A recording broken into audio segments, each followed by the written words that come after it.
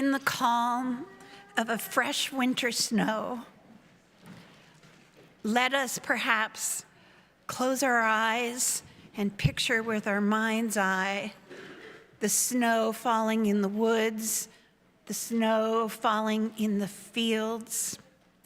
And as we are picturing the natural world, let us pause to honor, thank, and find inspiration from the Abenaki people, the traditional stewards of this land where we are gathering this morning.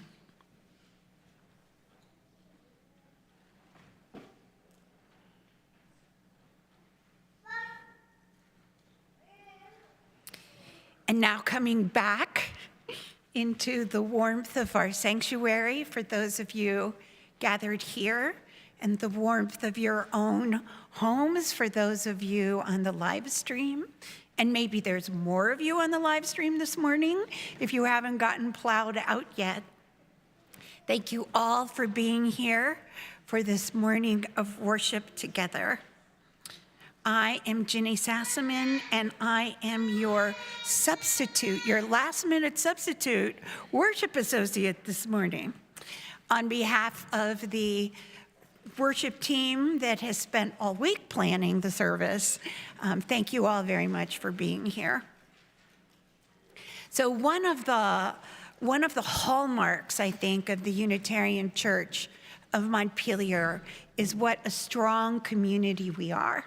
We're a community that supports each other and steps up if another person perhaps doesn't have their snow tires on yet. And in that spirit, I know that all of you will have patience with me as your substitute this morning. No spitballs. So the Unitarian Church of Montpelier, since 1864, has been a sanctuary for those seeking personal spiritual sustenance and to spread peace and justice in this world.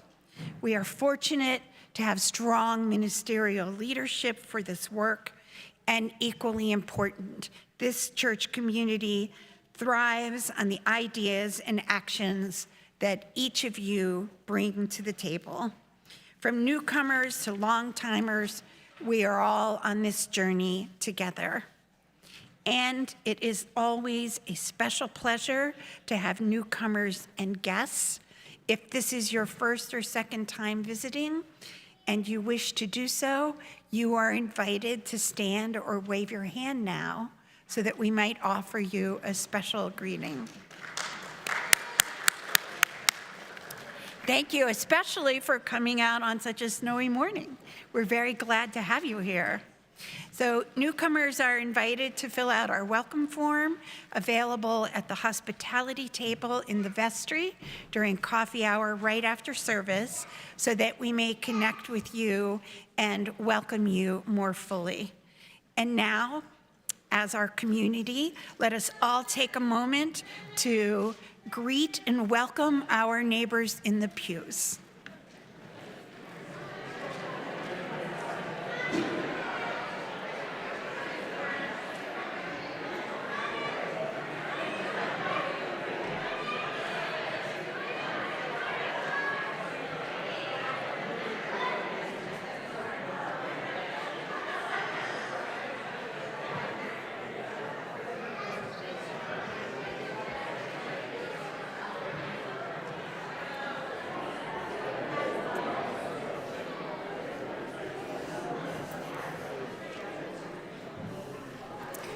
Great job, everybody.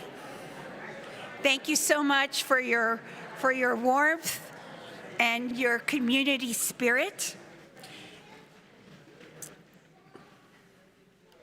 And of course, there will be also time for conversation downstairs at coffee hour, where you get to do some shopping, see what's left from the holiday fair. So that everyone present can get the most out of our time together, we have hearing-assisted devices on the table at the rear of the sanctuary. You can also listen to and watch the service in the fireplace room if you should care to leave the sanctuary for any reason. Also, a member of our lay pastoral care team is available here in the sanctuary after the service if you have a personal concern and would like to share more deeply. This morning, our lay pastoral caregiver is Mary Jane Olson. Thank you, Mary Jane. Now let us take a deep breath, make sure those cell phones are silenced, and dive more deeply into our time of worship with the prelude.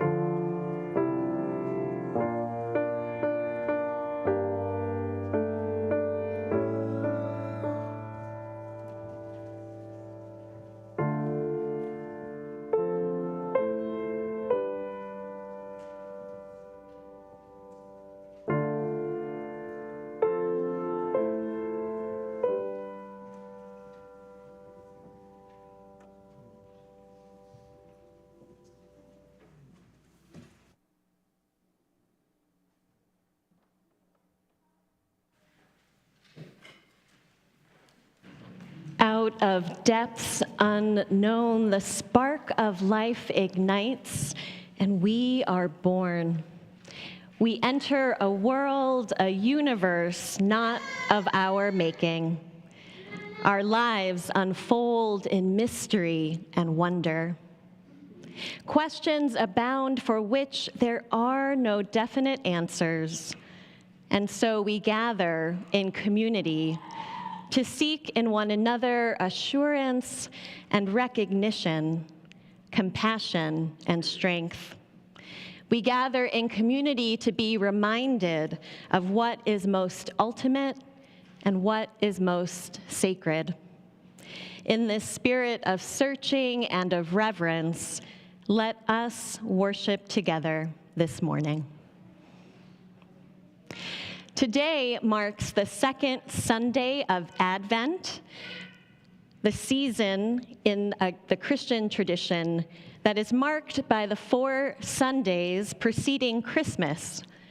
Advent is intended to be a time of preparation for the arrival of Jesus Christ into the world. The Advent wreath is one symbol that is associated with Advent. We have one right here in the sanctuary.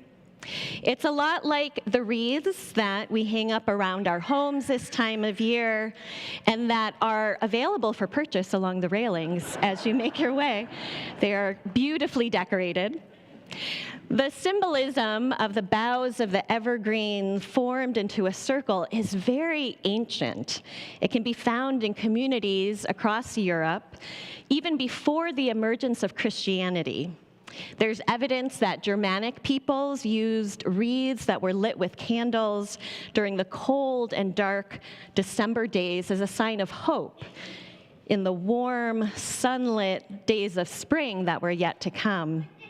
And in Scandinavia during winter, lit candles were placed around a wheel, and prayers were offered to the God of light to turn the wheel of the earth back toward the sun, to lengthen the days and to restore warmth. From its most ancient origins, the season of Advent has been a time of expectation and preparation. As Unitarian Universalists, Advent asks us, what are we waiting for and preparing for in our own lives and in the life of our world? We will be incorporating the Advent wreath into our services throughout this month of December, and there are 4 candles that are around the wreath. Each of these candles symbolizes a different virtue: hope, peace, joy, and love. So on this second Sunday of Advent, we light a candle for hope and a candle for peace. What hopes do you carry with you in your heart this morning? And what seeds of peace are growing in your soul?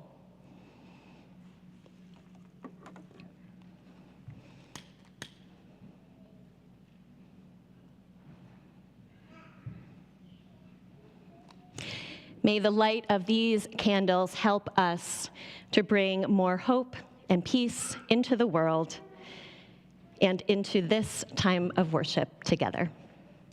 And I invite you to rise in body or spirit now for our opening hymn, which you can find in the gray hymnal, number 225, O Come, Emmanuel.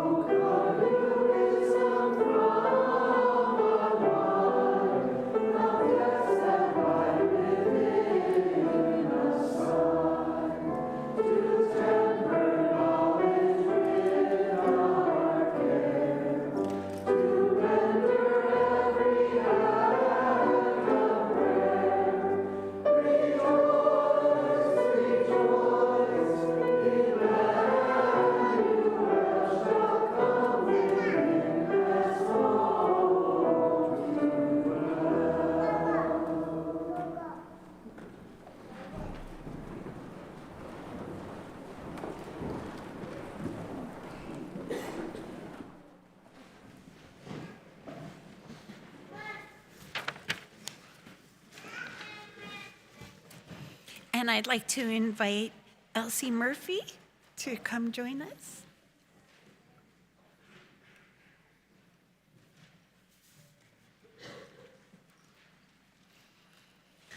This morning, Elsie will light the chalice here in the sanctuary. As she does so, I invite all of you at home to light one yourselves if you have one handy. We light this flame.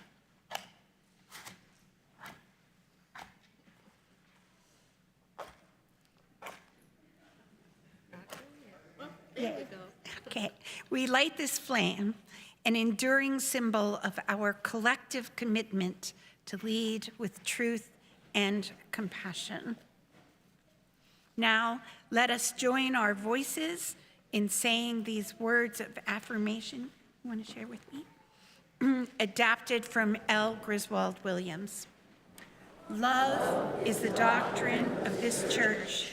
The quest for truth is its sacrament, and service is its prayer. To dwell together in peace, to seek knowledge and freedom, to serve human need, to the end that all souls shall grow into harmony with the divine. Thus do we covenant. Thank you, Elsie.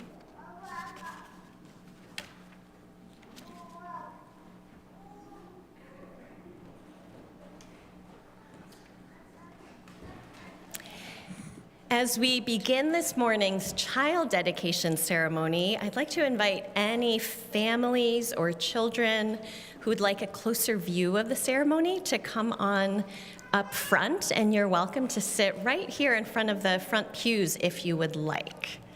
Welcome to come forward.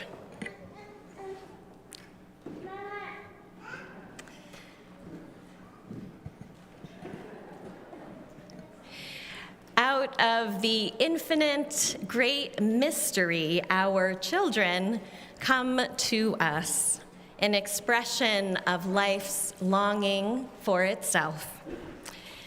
Since the most ancient of times, human beings have gathered to give thanks for the gift of life in their children.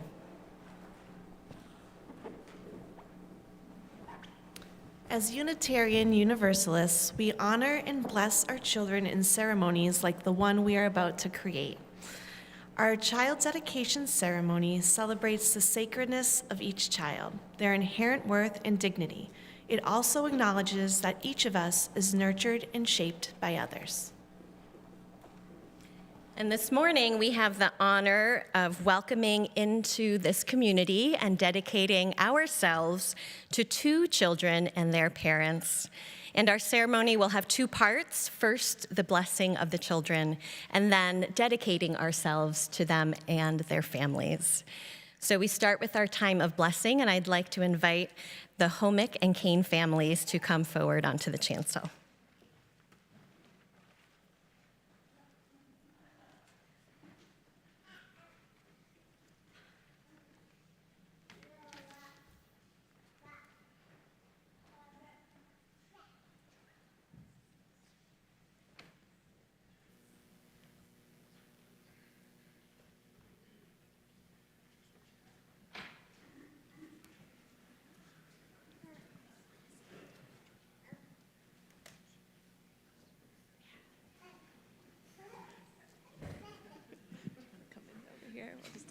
Cozy. All right. Each of our names is a symbol of our unique place in the world and the unique gifts we have to offer the world. It is through our names that we are known. What name have you given your children or your child, and why did you choose this name? Tycho Snow Hoxie Homick. Tycho means fortunate, and Snow is a family name. My great-grandmother's name was Snow. Last name was Snow, and she was a great conversationalist and a real adventurer. And Hoxie is after my grandmother, who grew up attending this church, so that's a special connection. And Homick is our last name.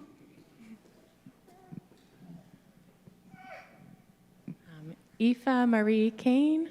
Aoife means beauty and radiance, and we hope she always feels like the world is a more beautiful place with her in it. Marie is a gift of a name from her birth mother. It's a family name in her family, and Kane is our family name. In a moment, Aoife and Tycho will be blessed with cedar, pine, and water. The cedar is a symbol of long life and resilience, a sacred plant for the Abenaki and many cultures across North America and Europe. And the white pine represents the great potential for unfolding life and growth that is to come. The cedar and the pine will be dipped into water. And some of the water in this bowl comes from our water communion at the beginning of the year. Water is an ancient symbol of life, and water, as we know, is the source of all life. So first, we'll start with Aoife.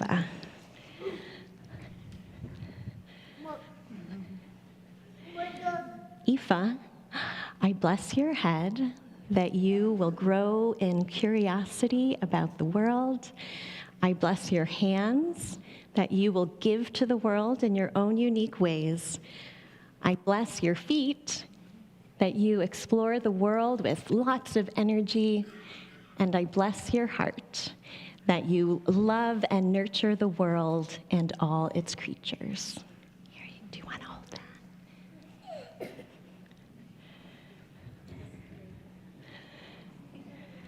And Tycho, hey Tycho. I bless your head, that you continue to grow in curiosity about the world, and I bless these hands, that you, what do you do with your hands? You give to the world in your own unique ways. I bless your feet, that you might explore the world with lots of energy. Do you want to bless me? Thank you. And I bless your heart, that you love and nurture the world and all of its creatures. Here you go. You want to hold that?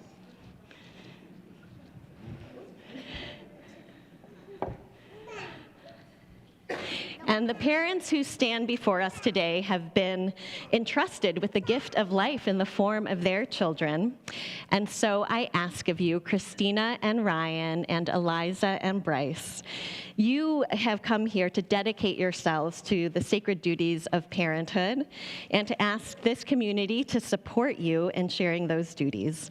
As you have promised before for Julia and Luisa, do you promise today, to the best of your ability, to love Aoife and Tycho with your whole hearts, to nurture them with care, and to lead them by your example in the ways of goodness and beauty and compassion and truth, even as they strive to find their own way through life?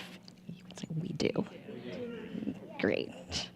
And every parent carries a wish for their child and how they will be nurtured and what will flourish inside of them. And so, is there a wish that you'd like to share today? We wish that you cultivate a sense of awe for life and nature, an awe that continually grows, a curiosity and a love of learning. Let love permeate your life, a love for yourself and for others, even if they don't agree with you. That you have a strong sense of self and purpose, enough to conquer the fear of failure. That you think for yourself critically, be open to change, and hold gratitude in your heart. And we wish you always feel love and know that you are loved beyond words. Thank you.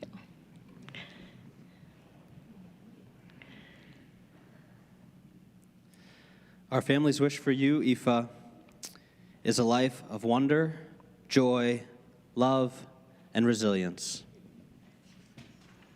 May you always have a song in your heart. May your inner light forever guide you, and may you always feel the unconditional love and support of our family and this community on your journey. So Julia and Luisa, and also you, Cousin Jules, you each have a very important role to play in Aoife and Tycho's life. right? As their older siblings and cousin. And so I want to ask you if you promise to do your best to be kind to Aoife and Tycho. Okay, I've already gotten an affirmation of that one. Great. To play with them and to be patient with them. Yep, okay. And to teach them how to be kind and loving to others. Yeah? Yeah? Awesome. Thank you so much. And all of the children here have a special role to play in welcome, in supporting, and caring for you, Aoife and Tycho. So, all children and youth here today, I'm going to ask you a question, and if you agree, can you say out loud, "We do"? You think you can do that? Yeah? All right. Do you promise to be kind to Aoife and Tycho, to play and learn with them, and to share with them the wisdom and love that you have received here? And now you say, "We do." We do. Excellent. And finally, we turn to you, congregation. Through this ceremony, we all dedicate ourselves to these children and their parents, and we say to them, you matter to us, and we are glad that you are here. And so I invite you now into a responsive reading. The words will be shown with slides for you here in the sanctuary as well as on the live stream. I'll just give a moment for those to appear for us. And I invite you to rise in body or spirit and to respond with the italicized text. It is our faith that each child born is one more Redeemer.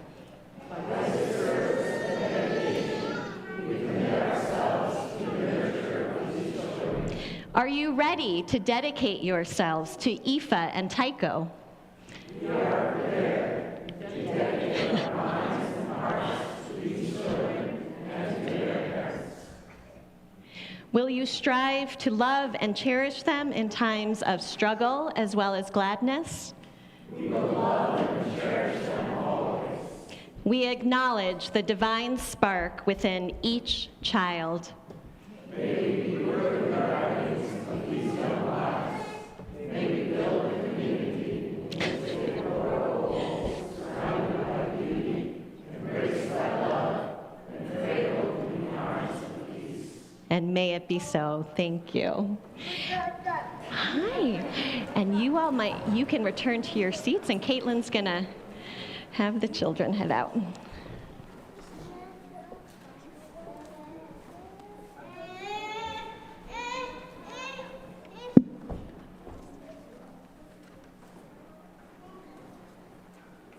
That was beautiful. Thank you to everyone for participating and being part of such a special ceremony here today.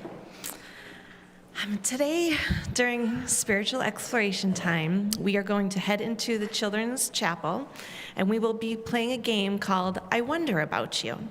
And then our two groups will go into their own spaces. So pre-K grade to grade 2 will stay in the children's chapel, and grades 3 through 6 will go to the classroom across the hall.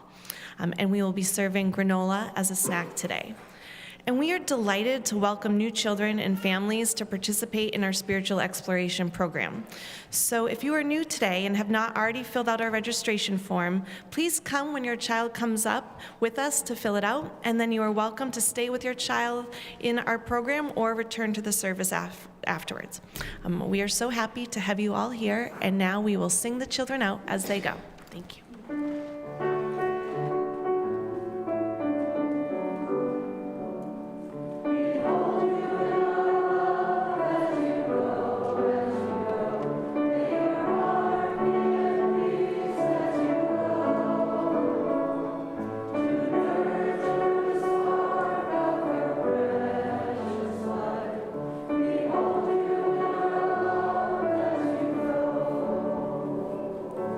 Hold you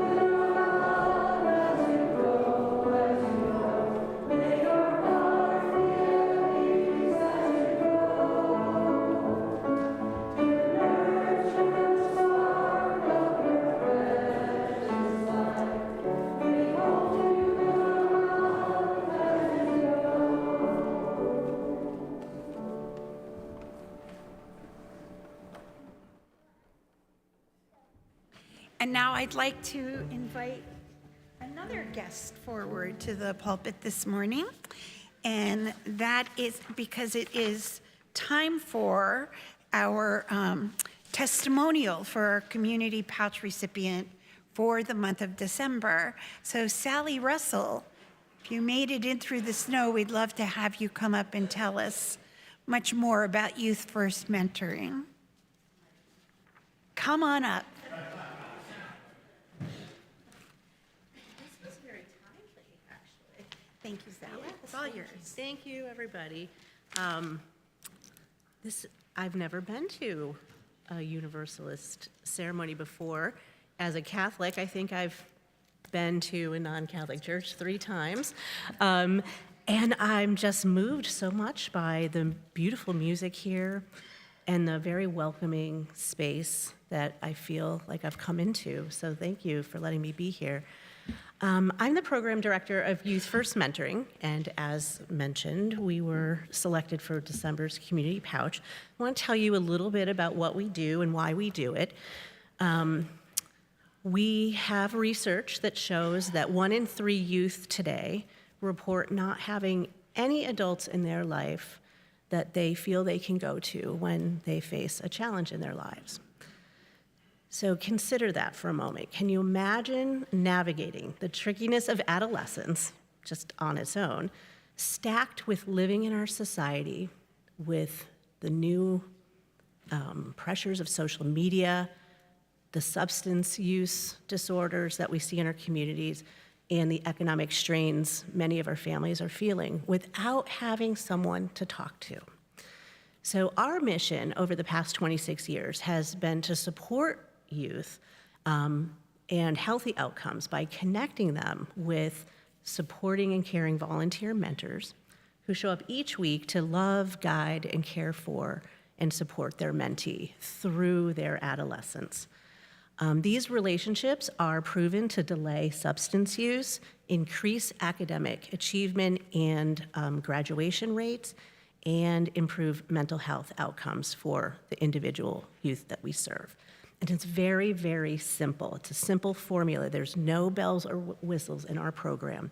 We recruit committed, dedicated volunteer adults in our communities, and we match them with children who share their interests, and they do fun things together. That's all you have to do to help a child navigate their adolescence and improve their outcomes for their entire lives.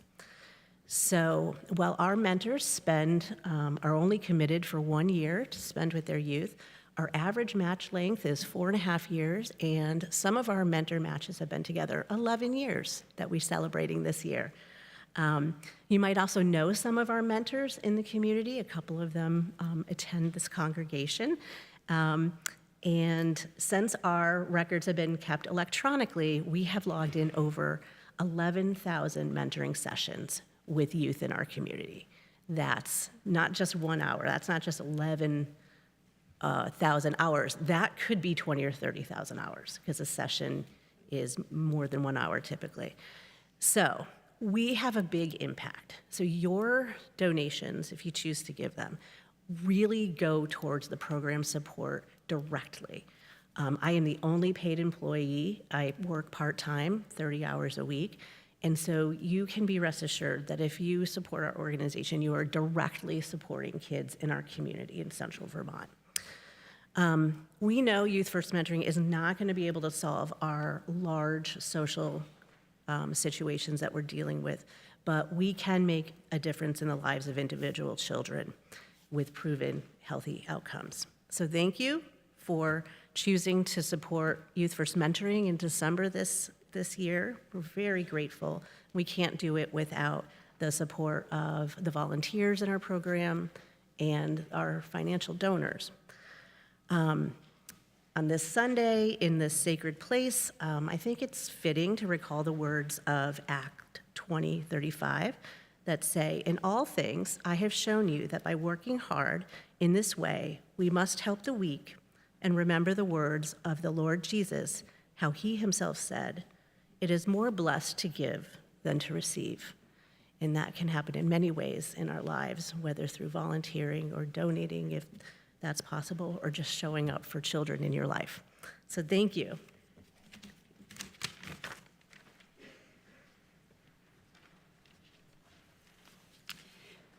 Thank you so much, Sally.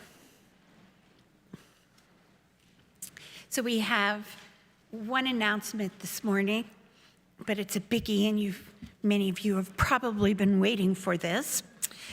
The holiday fair yesterday raised $7,000 so far, but sales continue today in the vestry.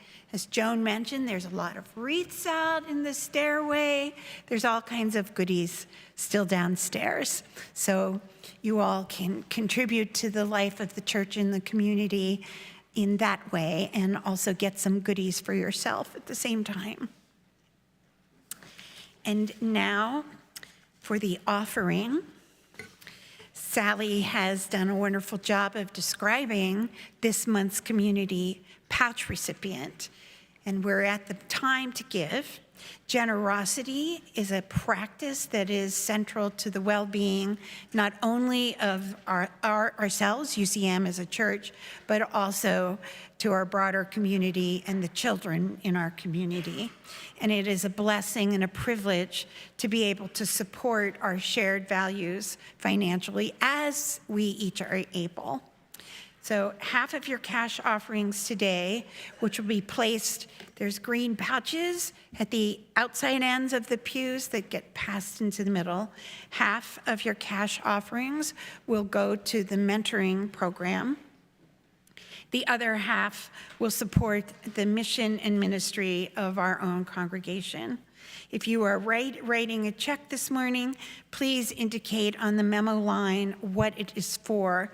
That way you can also designate a portion of your check to the Youth First Mentoring Program. Your offering is now very gratefully received. So I have a few words to share about our choral offering this morning.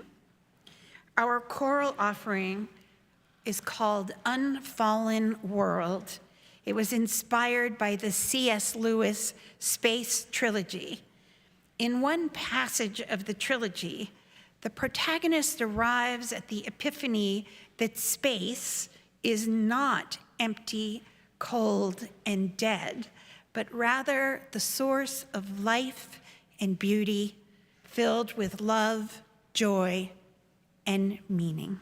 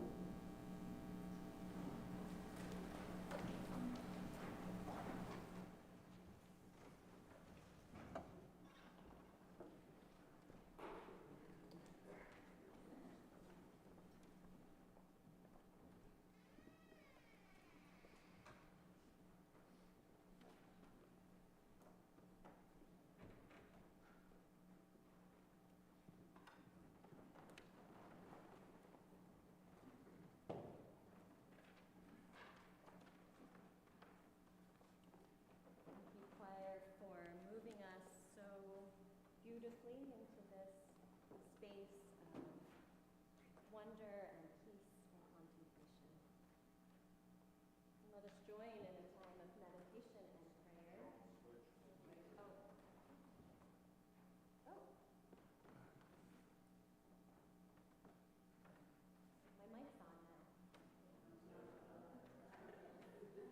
My green light's on now.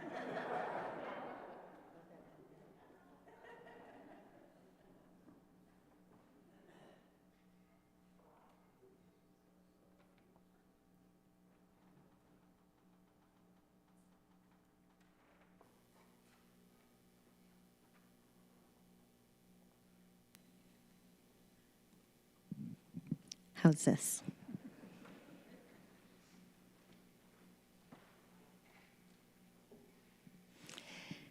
I invite us into this time of meditation and prayer, carrying with us that beautiful music, wondrous and peaceful, helping us to touch into our hearts, that deeper place of contemplation within our own spirits. And in our time of meditation and prayer, I invite you to be present with whomever and whatever might be on your heart this morning.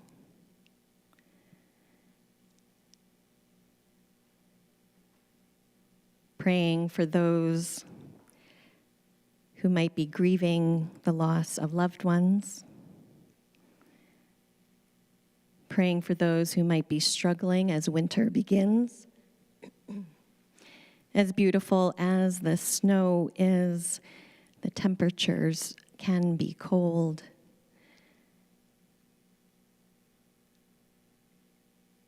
And there are those in our community whose lives are at risk for lack of shelter from that cold.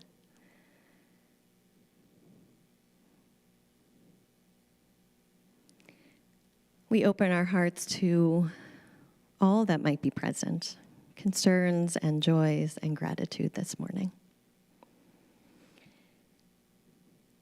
And I invite you to join me in the spirit of prayer.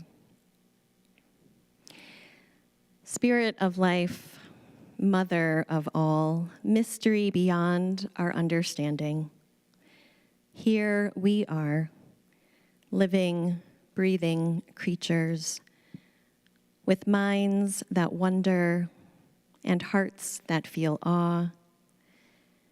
We face questions that we know can't be answered and tragedies that we know can't be explained. May we find patience in all that is unanswered and peace in all that will never be resolved. Here we are, living, breathing creatures with open minds and tender hearts. May we hold ourselves with gentleness for all that brings us worry and all that makes our hearts break. May the living, breathing creatures that we are feel the breath of life moving in us and through all things, bringing us into greater union with the mysterious universe of which we are a part. And let us now share in a time of quiet meditation together.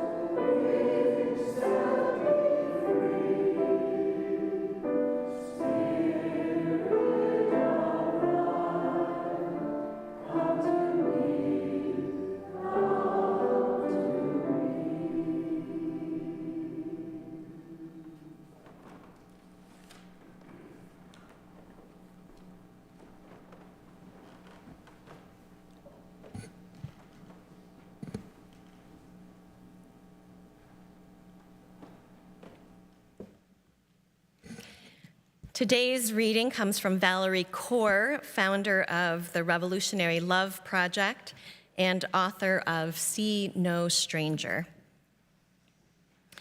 In the beginning, there was wonder.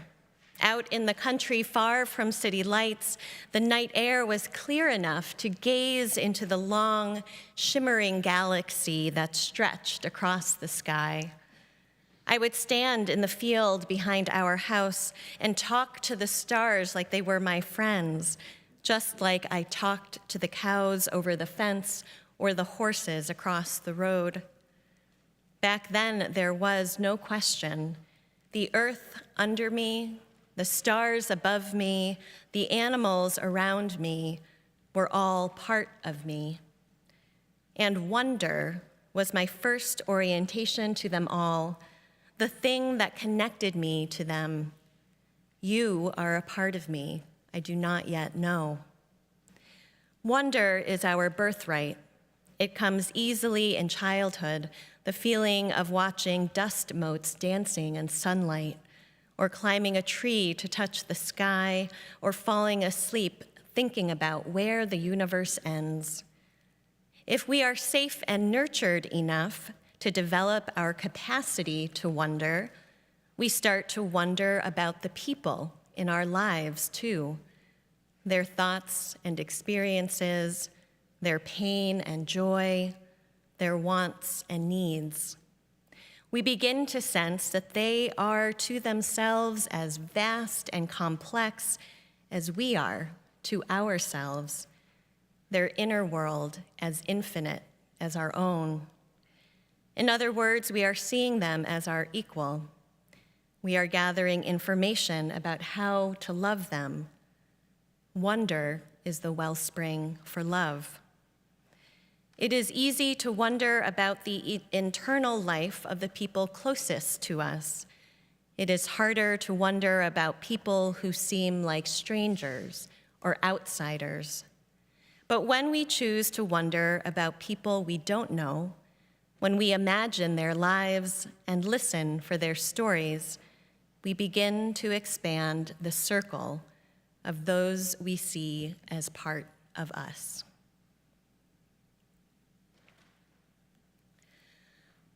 One Sunday several years ago, during coffee hour here at church, I noticed 3 women who were standing together and didn't look familiar to me. So I went up to say hello to them, and they very politely thanked me for the service, noting how warm and loving the community seemed to be.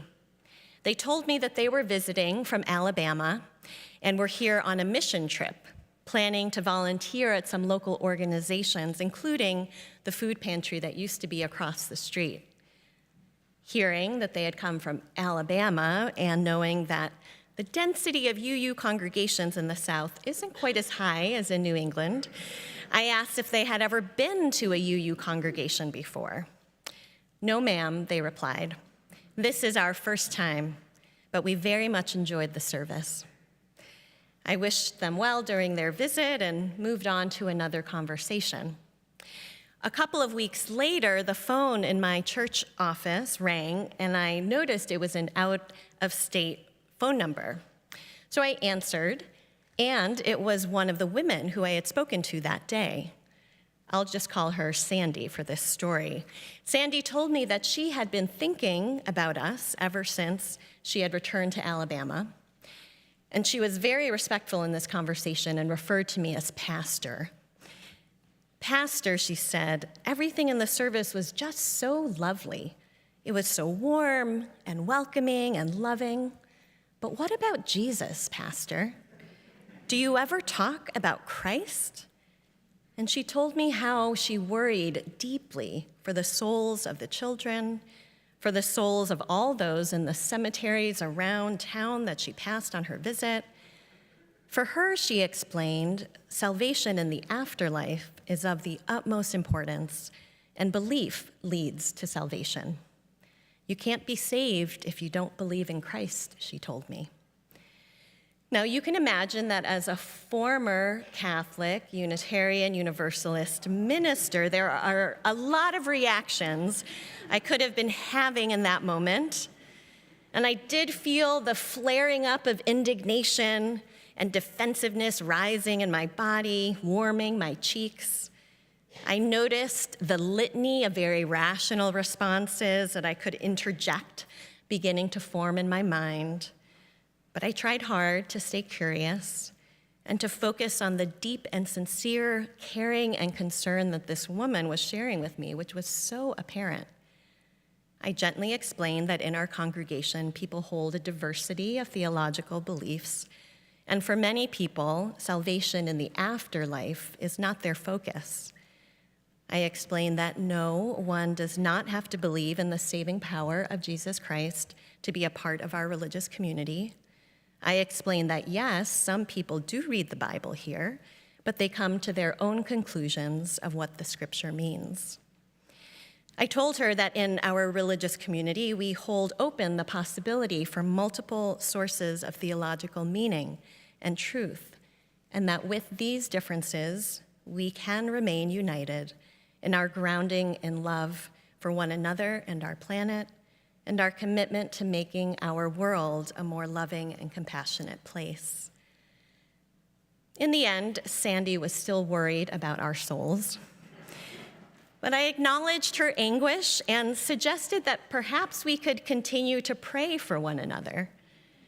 I did this knowing that we probably had very different understandings of what prayer means and what that might look like. But nonetheless, I acknowledged how much she seemed to care about us, and that keeping all of us in her prayers could be a way to show that care. And I said I would do the same for her. I haven't heard from her since then. I don't know if I ever will. People, I believe, are truly fascinating, aren't they? With all the sources of wonder there are in the world, humans, I believe, are among the most captivating. We can be so different from one another in myriad ways: how we think, what we believe, the food and music we create and enjoy. And I find that these differences can truly be a source of wonder. Each human life, from the moment we are born until the moment we take our final breath, unfolds in mystery and wonder, with layers upon layers of genetic predisposition and beautiful and brutal life experiences evolving and becoming a single human existence that is the source of incredible creativity and agency, passion and care. I don't know much about Sandy, but I wonder what life experiences had shaped her to be who she is. And what a wonder that the two of us, such different people on the surface, would have the opportunity to encounter one another. And when we are together, humans can do the most wondrous things. The choir offering this morning is an example. On Thursday, I attended the Montpelier Middle School winter concert and felt a deep sense of wonder as I watched and listened to 7th and 8th graders playing the coolest, funkiest jazz music. Wow. And at the same time, it is so easy for us to stop wondering, to stop being fascinated, to instead become fixed and rigid in our assumptions about others. The sociologist Arlie Hochschild calls this an empathy wall. She writes, "An empathy wall is an obstacle to deep understanding of another person, one that can make us feel indifferent or even hostile to those who hold different beliefs or whose childhood is rooted in different circumstances. In a period of political tumult, we grasp for quick certainties. We shoehorn new information into ways we already think." In my conversation with Sandy from Alabama, I could sense my own empathy wall starting to creep up brick by brick.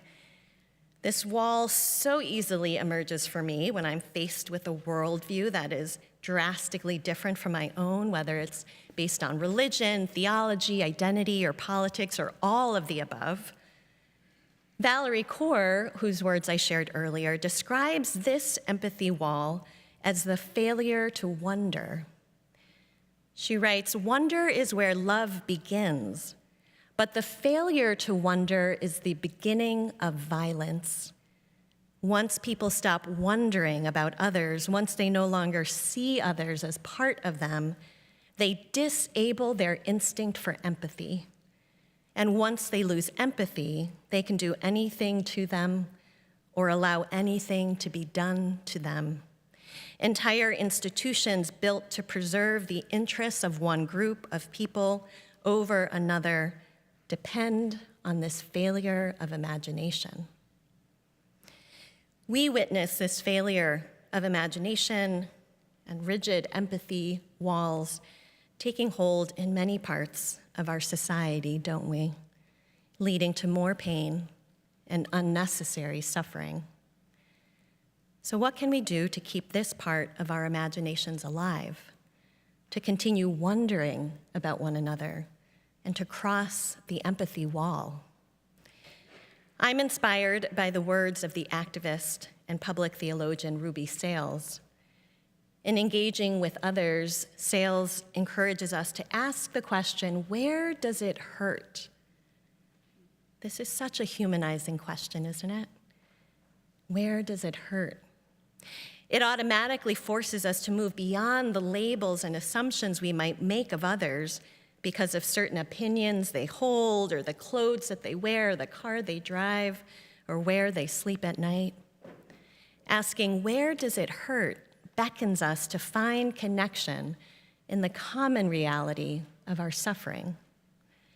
If we can wonder about one another's pain, we might just find our way to that place of compassion that fuels connection rather than alienation. In my brief conversation with Sandy all those years ago, I sensed that we shared a number of things in common. We both believe that helping our neighbors is a good thing to do. We both value warmth and welcoming in community. We both worry about what the future might have in store for our children. There is so much more that I know I need to do, and we all need to do, to nurture wonder and to bring down the walls that divide us. Yet I hold hope that we can each find those places where our own walls can come down, where curiosity and compassion can emerge in unlikely conversations, where we can hold to what and whom we cherish and also make space for the love that begins in wonder.